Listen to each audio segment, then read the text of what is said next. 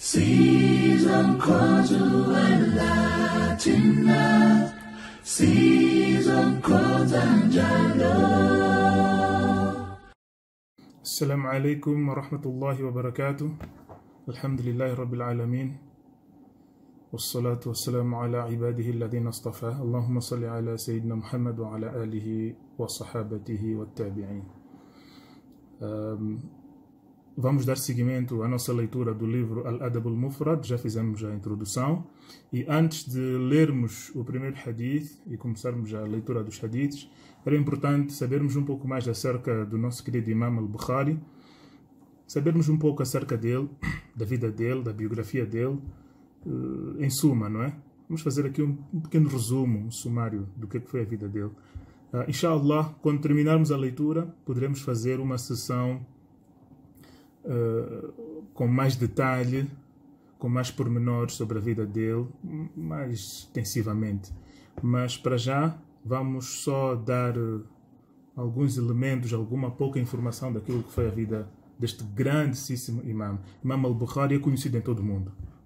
Não há nenhum muçulmano, mesmo um muçulmano que sabe muito pouco acerca do Islã e acerca do Din, em algum momento já ouviu o nome Bukhari. Sem dúvida, em algum Jumu'ah, ou em alguma palestra que ele ouviu, ou com alguém que está ligado ao Din, em algum momento ele já ouviu o nome de Bukhari, e em algum momento ele já se beneficiou do conhecimento que Imam Bukhari deixou para nós. Alhamdulillah. Então, é um indivíduo muito bem conhecido, muito altamente conceituado, muito bem conceituado entre os muçulmanos e no mundo em geral. A primeira pessoa a traduzir o livro dele não era um muçulmano. A primeira tradução de Sahih Bukhari foi feita por um francês, que não era muçulmano. E estava no Médio Oriente, naquela altura, a fazer uma pesquisa, e ele apaixonou-se pelo trabalho de Imam Bukhari. E essa foi a primeira tradução que foi feita. Então, não só pelos muçulmanos, por aqueles que também que não são muçulmanos, reconhecem o grande valor e o grande contributo deste imam. Alhamdulillah. Mashallah. Só para ver o nível de amor que todo mundo tem por ele, Bukhara produziu vários álimos.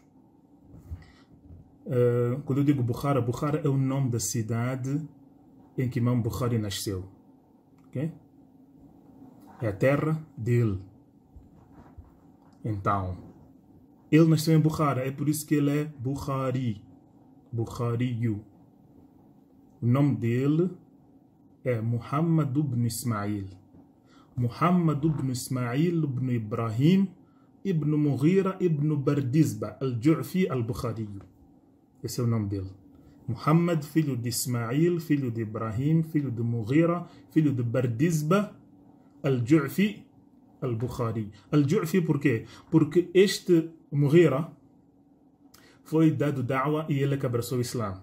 Depois teve o filho dele, Ibrahim, que teve o filho dele, Ismail, que teve o imam, que é o nosso querido imam, Muhammad ibn Ismail al-Bukhari. Então, a pessoa que lhe deu da'wa era da tribo de Ju'fa. Então, ele ficou al-Ju'fi por causa disso. Então, ele também tomou esse nome como se ele pertencesse a essa tribo. Chama-se Wala, ok? Esse sistema chama-se sistema de Wala. Então, ele ficou o wali dele. Então ele adotou o nome de também ser chamado de Al-Ju'fi. Então Imam al-Bukhari, quando o nome completo dele é dado, coloca-se também esse atributo. Al-Bukhariyu, porque ele é de Bukhara. Então nós dizemos Imam al-Bukhari, Bukhari, esse não é o nome dele. O nome dele é Muhammad. Simplesmente, de todos os álimos que saíram de Bukhara, quando a gente diz Bukhari, ninguém pensa em outra pessoa. Ninguém pensa em mais ninguém. Ninguém pensa que pode ser outro Bukhari ou outro filho de Bukhara. Não. É como se ele tivesse ofuscado a todos. E ele é que é o Bukhari. Mashallah, alhamdulillah. Então, Bukhara hoje em dia fica no país chamado Uzbequistão. Em inglês é Uzbequistão. Em português não sei ao certo. Acho que é Uzbequistão. Imagino eu que seja algo assim. Então, Uzbequistão fica naquela região por cima, para quem sai da Arábia, passa pelo Iraque, passa pelo Irão e sobe Turkmenistan, Uzbequistão, tá? Mais ou menos nessa região, ok? Se não me engano. Então é lá onde ele nasceu e é lá também onde ele está enterrado, mas ele está enterrado numa outra cidade, não em Bukhara. Vamos ver daqui a pouco, inshallah. Então, portanto, ele não era um árabe, ele era persa, a língua materna dele era persa, mas ele tinha um domínio completo da língua árabe, porque começou a aprender a língua árabe desde pequeno. Desde que ele começou a estudar as ciências islâmicas, era tudo ensinado em árabe, ok? Não se aprendia as ciências islâmicas noutras línguas naquela altura. Imam Malik foi um dos grandes proponentes disso. Imam Malik disse que não se deve ensinar o Islã sem ser em árabe, porque a pessoa tem que ter o domínio da língua árabe para poder ter o domínio das ciências islâmicas. Então, ensinar as ciências islâmicas noutras línguas, há alguns sistemas hoje em dia que também até hoje fazem isso, mas isso não é a forma dos salaf. Não é a forma dos salaf. O Islã deve ser estudado em árabe, quando estamos a falar de um estudo, portanto, a alto nível. Não estamos a falar de uma pessoa que está a aprender o seu din para praticar no seu dia a dia. Não. Estamos a falar de uma pessoa que quer se tornar um alim. Ok? Uma pessoa que quer se tornar um alim deve estudar as ciências islâmicas na língua árabe. Não estou a dizer que todos nós, que somos leigos, como eu, por exemplo, temos que aprender todas as matérias do din em árabe. Não. Isto estou a falar para aqueles que querem ter uma carreira no Dawah e no Ilm. Então, esta é a melhor forma. É a melhor forma. Então, Imam Bukhari não era um árabe, mas ele tinha domínio completo da língua árabe. As obras dele foram todas compiladas na língua árabe. E então, ele nasceu em Bukhara, conforme dissemos, no mês de Shawwal, no dia 12 ou 13 de Shawwal, do ano 194 Hijri. Ano 194 Hijri, num dia de Jumu'ah. E o pai dele morreu quando ele ainda era bebê. E quem cuidou dele foi a mãe dele. Ele tinha um irmão chamado Ahmed, que era mais velho do que ele. O pai dele morreu quando ele tinha talvez 1 ano ou 2. Não mais do que isso. Não mais do que 2 anos. Infelizmente. Perdeu o pai e foi criado somente pela mãe. E a mãe dele era uma mulher devota a Allah, era uma mulher de din, era uma mulher de salah, de jejum, mashallah. E ela é que foi a primeira pessoa que preparou este menino para ser o grande homem que ele foi. Então devemos muito agradecimento a ela também. Mas ele teve um problema com a visão, ele ficou cego quando tinha mais ou menos 3 anos. Ainda não era um rapazinho, estava na idade em que estava a deixar de ser bebê, a passar para um rapazinho. Ele ficou cego. E isto foi um grande sofrimento e um grande aperto para a mãe dele. E a mãe dele nunca desistiu de fazer dua e pedir a Allah para devolver a visão do filho dela. E passado alguns poucos anos, ele tinha talvez 6 ou 7 anos, quando Allah lhe devolveu a vista. Alhamdulillah. E alguns ulama dizem que talvez foi este período de cegueira em que ele conseguiu abrir uma certa parte do cérebro dele. Porque o Imam al-Bukhari era um autêntico gênio. Se fosse hoje em dia, a terminologia que nós haveríamos de usar para este senhor é que ele era um gênio autêntico. Ele tinha uma memória fotográfica, aquilo que chama de photographic memory em inglês. Ele via um texto, ele só tinha que ler uma vez e memorizava para a vida toda. O escriba dele, Muhammad ibn Abi Hatim, é que nos diz isso. O escriba dele, a pessoa que fazia os apontamentos dele, que estava sempre com ele, digamos, uma espécie de... É um colega. Como se fosse um colega que também é secretário, que é escriba, não é? Muhammad ibn Abi Hatim diz que Imam al-Bukhari só tinha que ler a página uma vez e ele memorizava. É como Imam Shafi'i também. Imam Shafi'i era um autêntico gênio. Imam Shafi'i, quando lia uma obra, quando ele lia um livro, ele tinha que tapar um lado e só ler um lado. Ele diz que quando eu tenho as duas páginas abertas ao mesmo tempo à minha frente, eu memorizo as duas ao mesmo tempo.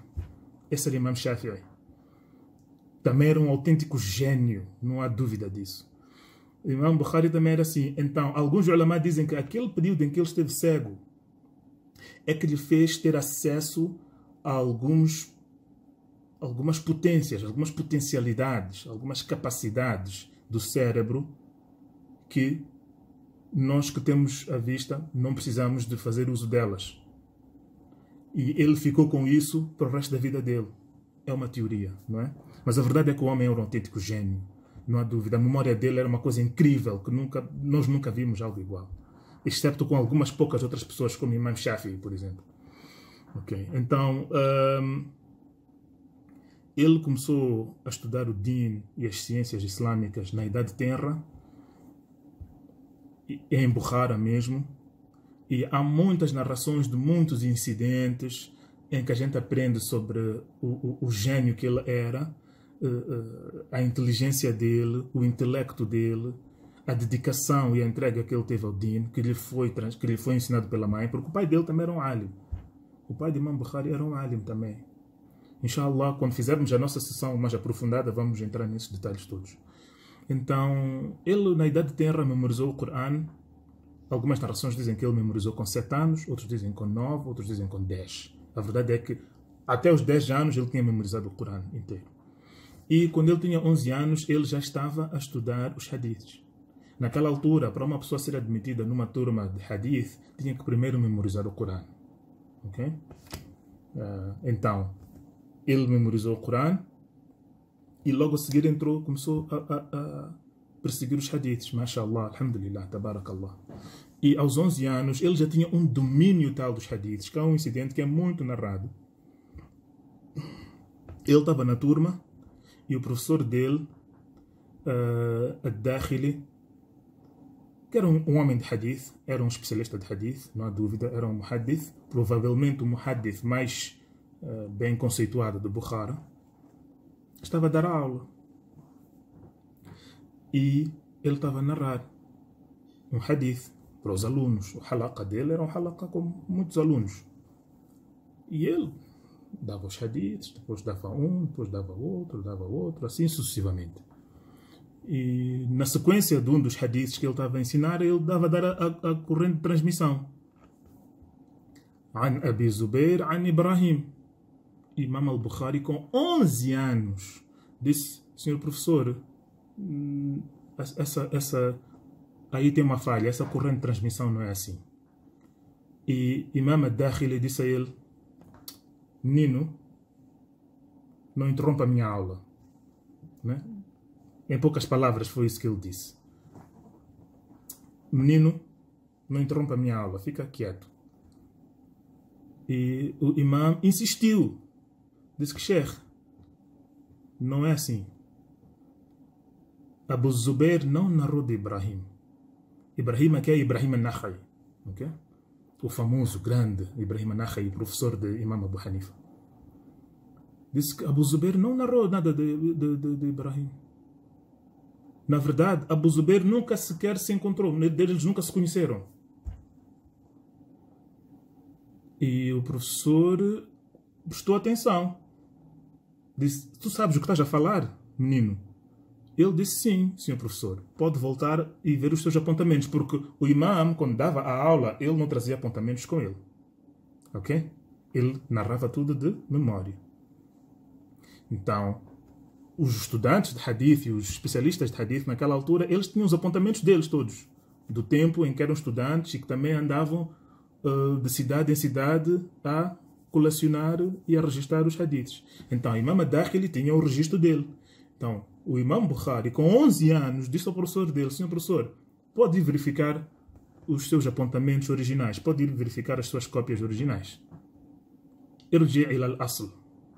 Unzur fil aslik. Então, Imam Ad-Dakhili saiu, deixou a turma, saiu, foi para a casa dele, foi consultar os apontamentos dele e voltou. Imam Ad-Dakhili era um homem sério, não era um homem sério. E quando ele volta para a turma, volta com um sorriso na cara. e diz: "Oh meu filho, tinhas razão. Então tu sabes qual é a corrente certa?" Porque, portanto, ele admitiu que ele cometeu uma falha aí, nessa secção da corrente. E Imam Bukhari deu-lhe a corrente certa. Disse que não, disse que aqui não se trata de Abu Zubair. Trata-se de Zubair ibn Adi. Zubair ibn Adi é que narrou de Ibrahim an-Nakhai. An Zubair, an Abihi, an Ibrahim. É assim como a corrente é. E Imam Ad-Dakhili ficou muito satisfeito em ver um rapaz com aquela idade, um menino, na verdade, já com aquele nível de conhecimento. Porque para atingir esse grau de conhecimento, não é só você conhecer os hadiths, não. Você tem que conhecer, e ele já sabia quais são os narradores que narraram de quem. E quais são os narradores que conheceram, que estiveram na presença de outros. E não é só saber. Porque uma coisa é você saber, mas estar na presença de uma pessoa tão respeitada, um professor tão ilustre, tão respeitado, que ele, como um menino de 11 anos, puder ter se sentido acanhado ou com certa timidez de fazer esse reparo. Mas ele estava tão convicto do que estava a dizer, que ele chegou a dizer isso. Ele corria o risco de ser mandado embora da turma, se ele estivesse errado. Mas ele estava certo e firme no que estava a dizer. Alhamdulillah. E o professor também reagiu bem. Esta é uma outra grande lição. O professor não teve arrogância. Perante o ilm não deve haver arrogância. De que não, mas quem é ele para me corrigir a mim? Eu na minha turma, não sei o que, essas coisas. Não. Isso, para as pessoas que têm sinceridade no coração, isso não existe. E este é um grande exemplo deste homem, Ad-Dakhili, professor de Imam Bukhari, que ele nos ensinou esta forma de ter humildade perante o ilm. O ilm vem da parte de Allah Tabaraka wa Ta'ala. E os alimos são pessoas que prestam um serviço a essa bênção que Allah nos deu. E prestam um serviço ao Ummah. E é por isso que nós devemos respeitar os nossos alimos. Alhamdulillah. Então, há vários outros incidentes que nos fazem conhecer a memória e a capacidade de memorizar, a capacidade intelectual que o imam tinha. A verdade é que, ele quando tinha 16 anos, ele foi fazer Hajj com a mãe dele e o irmão dele, Ahmed, e eles foram fazer Hajj quando ele tinha 16 anos. E quando ele foi fazer Hajj, ele pediu permissão à mãe para que ele ficasse em Meca e não voltasse para a terra dele, porque ele já tinha aprendido tudo o que havia para aprender em Bukhara. Em Bukhara, todos os alimos, todos os muhaddiths, ele já tinha colecionado os hadiths deles. Então ele achou, por que eu vou voltar? Eu vou ficar aqui em Meca. Ele, aos 16 anos, já tinha memorizado os livros de Waqi' ibn al-Jarrah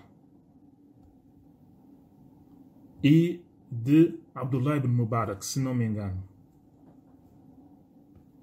De Abdullah ibn Mubarak e de Waqi' ibn al-Jarrah. Waqi' ibn al-Jarrah é um dos professores de Imam Shafi'i.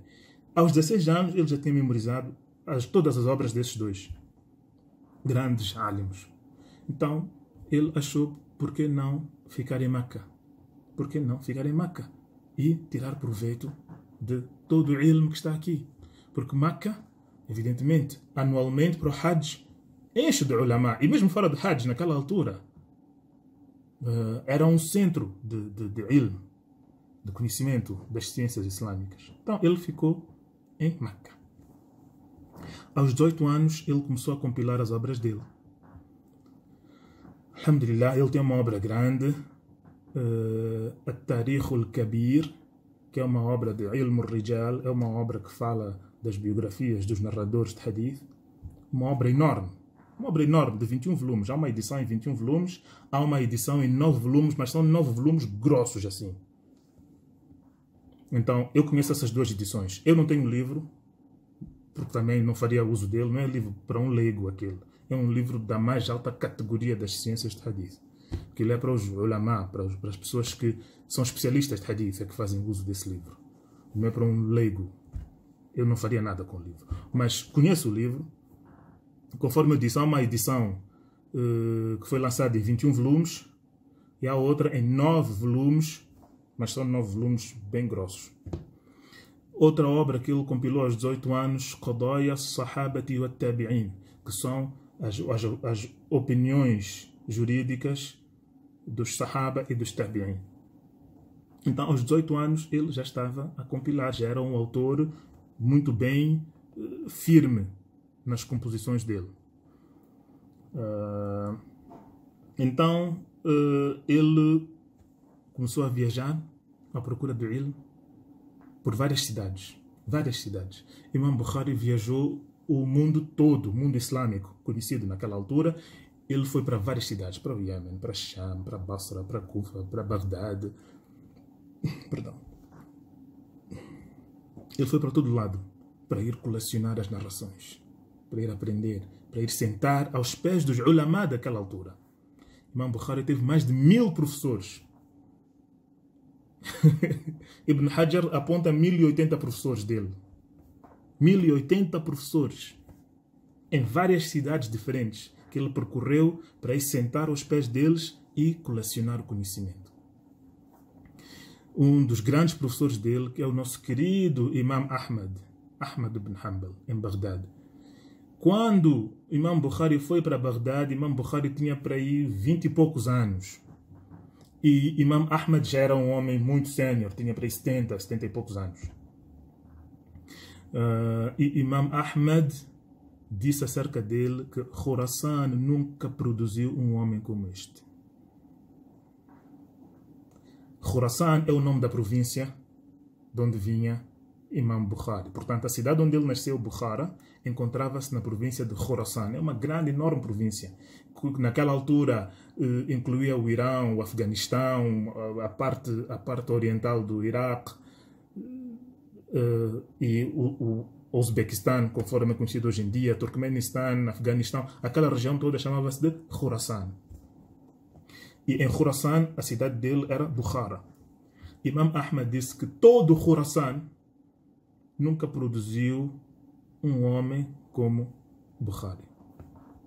E atenção, para Imam Ahmad dizer isso, não é brincadeira. Porque Imam Ahmad, ele próprio, ele era o sol. Ele era o sol, quando se trata da ciência de hadith.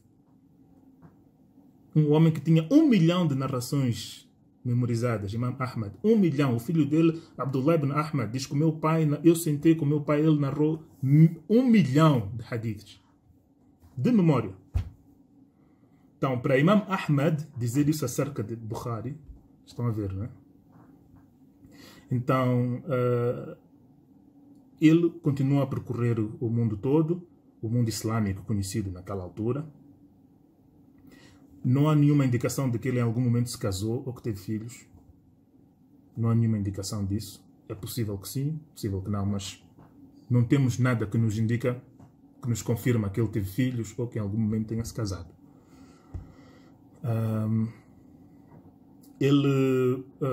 Há vários incidentes. Eu nem sei o que é que vou trazer, o que é que vou deixar de fora. Inshallah, quando fizermos a sessão somente dedicada à biografia dele, podemos trazer muitas outras coisas. Há um famoso incidente que eu gostaria de trazer aqui, mas não vou trazer, vou esperar para mencionar no outro vídeo, que é do incidente que ocorreu em Bagdad mesmo, em que ele foi, digamos, foi posto à prova.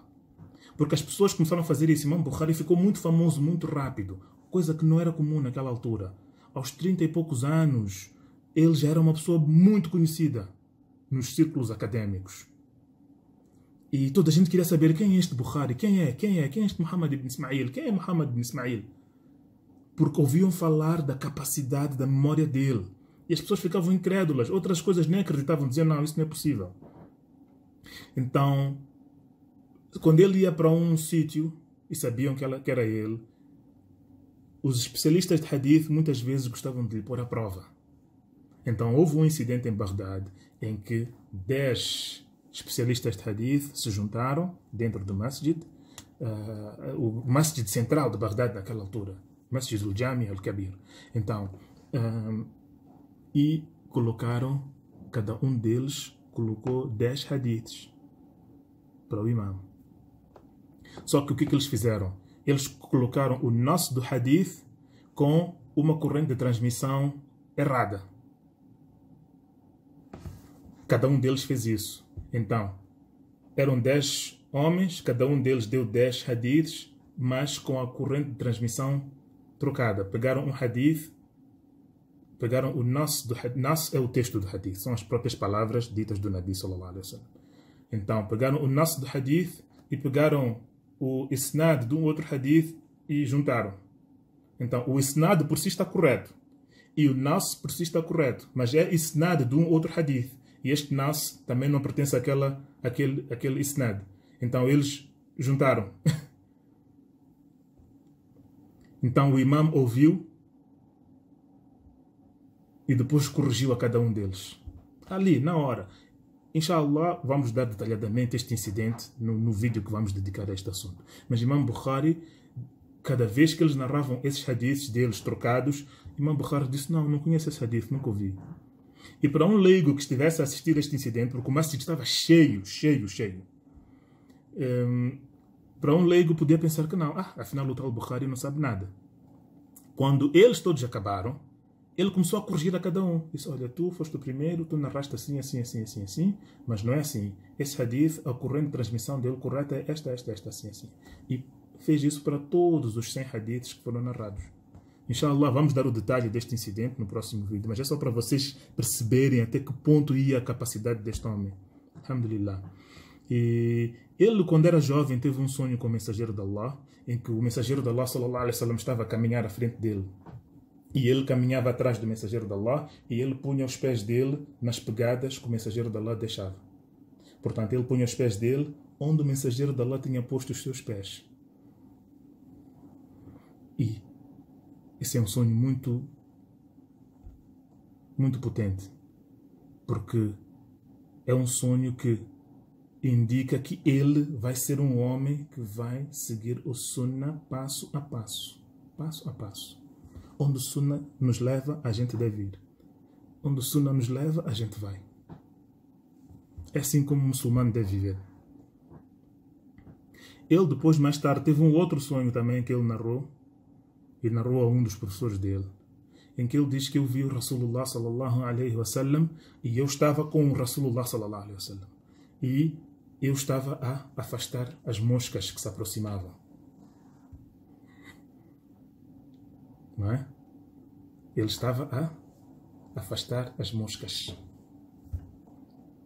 Então o professor dele interpretou o sonho dele como sendo que ele vai ser defensor do Sunnah. Ele vai ser um homem que vai afastar tudo aquilo que são narrações falsas a respeito do mensageiro de Allah. E vai somente deixar permanecer e vai defender aquilo que é correto e autêntico, que provém do nosso Nabi, da boca do nosso Nabi sallallahu alaihi wasallam. Então, ele diz que este foi um dos primeiros sinais ou indicações que ele teve, que lhe deram vontade de compilar Al-Jami' al-Sahih. Al-Jami' al-Sahih é a obra-prima dele, que ele levou 16 anos a compilar. 16 anos. Vamos falar também extensivamente sobre isso no próximo vídeo. Então, outra coisa que ele diz que lhe levou a compilar Al-Jami' al-Sahih é um professor dele que fez um comentário, Ishaq ibn Rahway. Ishaq ibn Rahway é um grande alim. Uma montanha gigante, que infelizmente não há muito material do trabalho dele, que sobreviveu até hoje. Mas ele foi um dos principais professores de Imam Bukhari. Ishaq ibn Rahway, ou Rahwaya, dependendo. Estas duas formas de pronunciar o nome estão certas. Mas Ibn Rahway é como eu tenho mais ouvido os meus professores a dizer. Então, e ele também era de Khurasan. E ele disse, num dos halaqas dele, ele disse, eu gostaria muito que alguém um dia compilasse uma obra que tem apenas narrações autênticas do mensageiro de Allah sallallahu alaihi wasallam. Imam Bukhari diz, quando eu ouvi o meu professor a dizer aquilo penetrou no meu coração. e eu achei que eu pudesse fazer aquilo. E então ele começou a compilar a obra dele, Al-Jami al-Sahih, que lhe levou 16 anos a compilar. Prontos, há muita coisa mais a dizer acerca do imam, mas vamos resumir.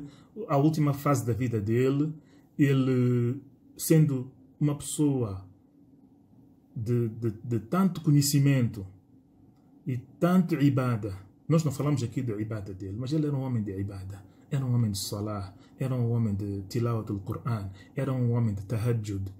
Mashallah, alhamdulillah. Era uma pessoa completamente entregue ao din, fazia muito sadaqah. Ele dedicou a vida dele somente às ciências islâmicas. E ele não era só um homem de hadith. A especialidade dele não parava só nos hadiths. Ele era especialista de fiqh e de aqida também. E é aqui no aqida onde começou o fitna. Quando ele foi para Neysabur, ele tinha mais ou menos 55 ou 56 anos, por aí. Foi para Neysabur e foi inicialmente bem recebido. Oh, multidões que lhe receberam. Masjid cheio para ouvir o ilm do imam. E é lá onde começou o fitna.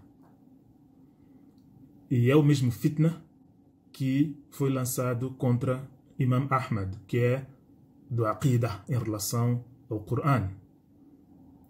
Então, algumas pessoas começaram a dizer que Imam Bukhari, resumidamente, não é? Vamos talvez entrar em detalhe no vídeo que vamos fazer sobre a biografia do Imam. Algumas pessoas começaram a acusar o Imam de ser um Mu'tazili, de dizer que o Coran é uma criação. O Coran não é uma criação de Allah. O Coran é Kalam de Allah. O Coran é a palavra de Allah. E Allah não é uma criação, Allah não é uma criatura. Allah é ghayru makhluq e o Coran é ghayru makhluq. O Coran não foi criado.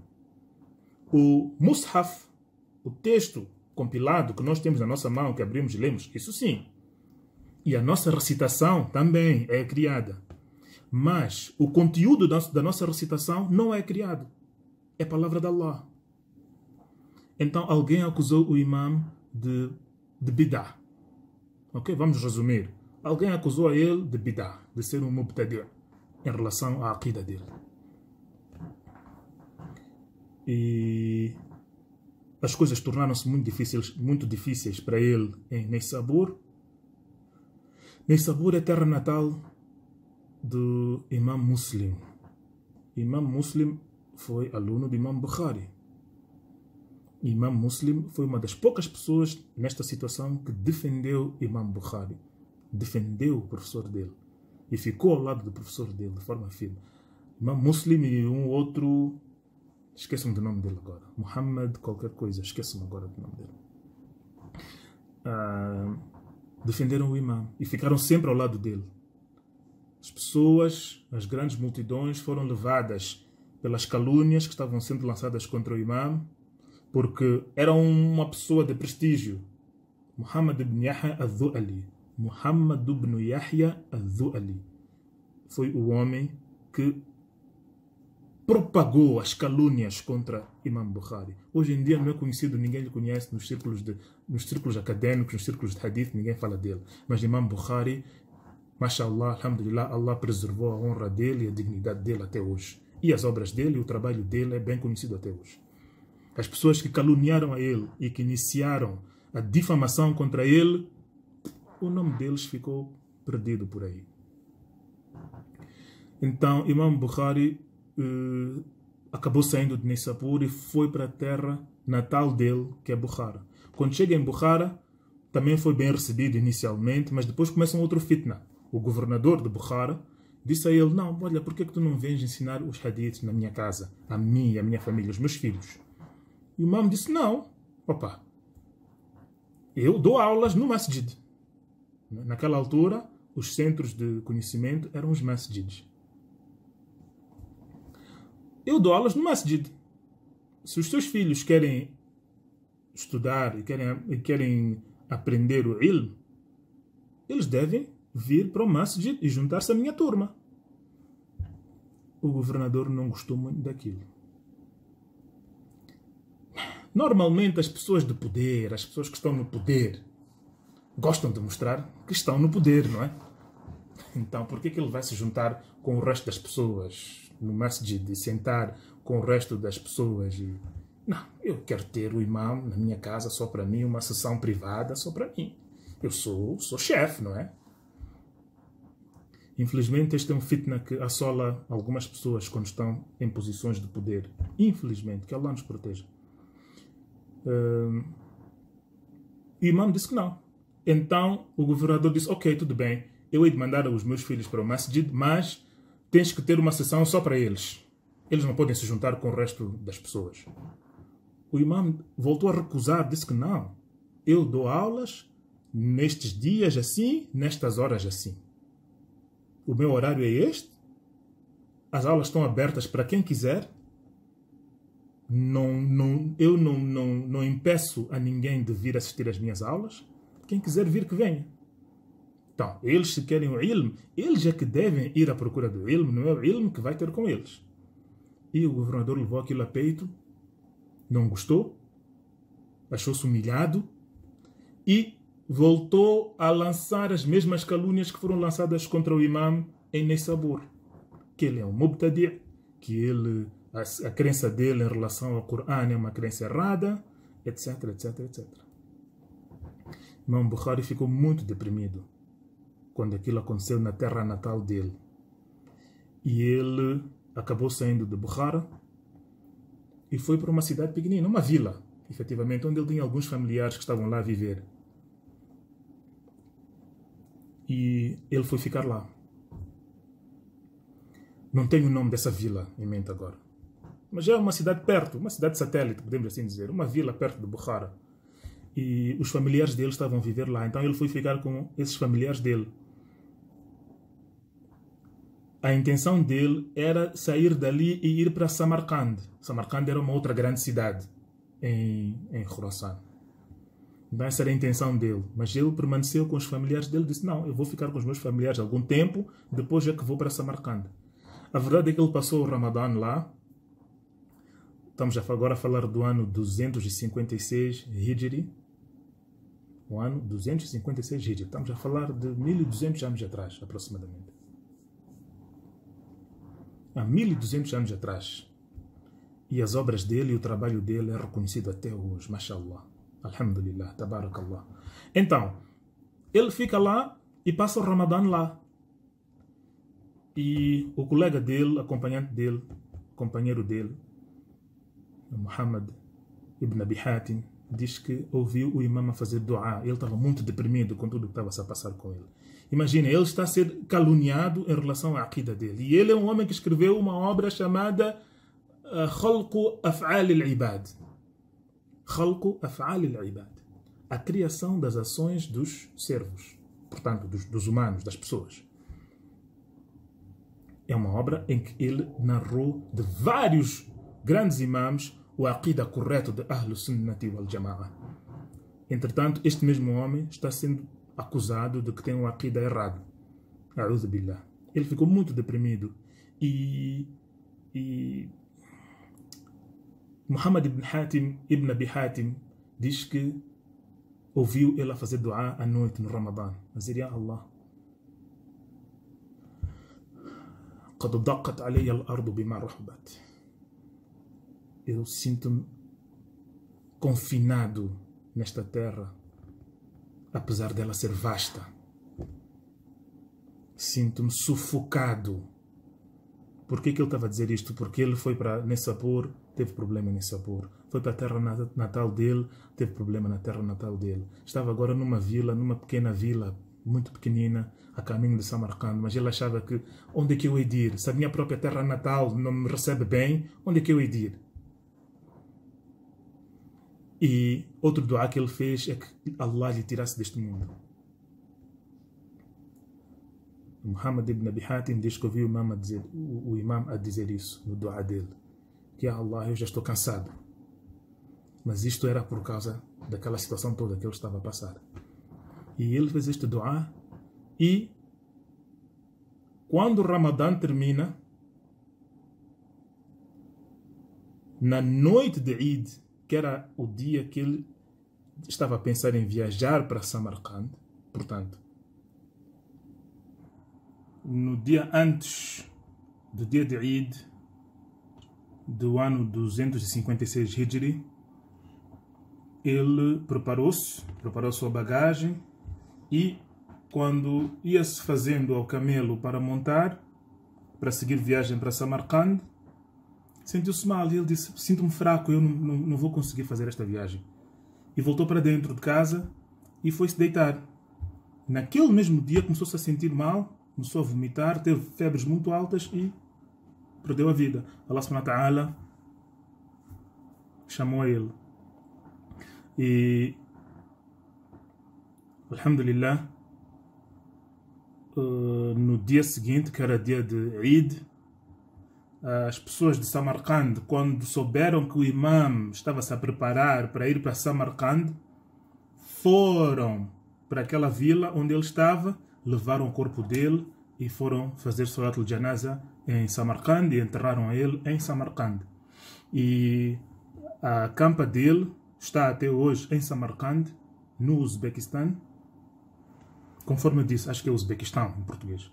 Então, a campa dele está lá até hoje, é bem conhecida, é muito visitada. Infelizmente, há algumas pessoas que vão lá e fazem algumas coisas, algumas práticas que não são bem-vindas no Islã. Eles pensam que estão a fazer algo bom, mas não estão a fazer algo bom. Independentemente disso tudo, a sepultura do imam está lá. E é um lugar muito frequentado pelos muçulmanos, muito visitado. E quando o imam foi enterrado, há várias narrações. Se não me engano, é Al-Hafidh Al-Mizzi que disse que as narrações são muitas, que dizem que quando abriram a campa, não é?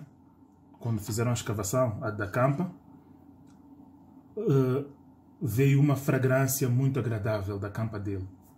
E aquela fragrância permaneceu durante muito tempo. Há pessoas que dizem que até hoje permanece. Não sei dizer. Nunca lá estive, mas é uma das narrações que é muito comum em relação à sepultura dele. Alhamdulillah, foi um homem que contribuiu muito para o Islã.